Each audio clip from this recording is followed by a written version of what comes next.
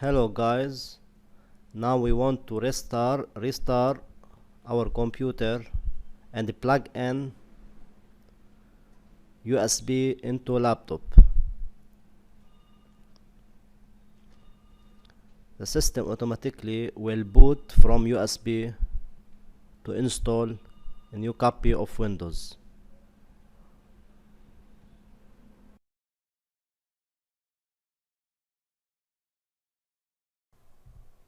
Okay, now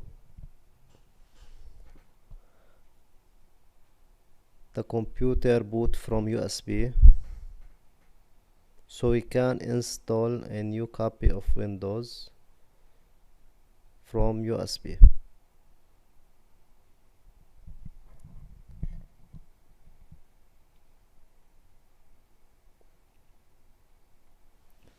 Okay,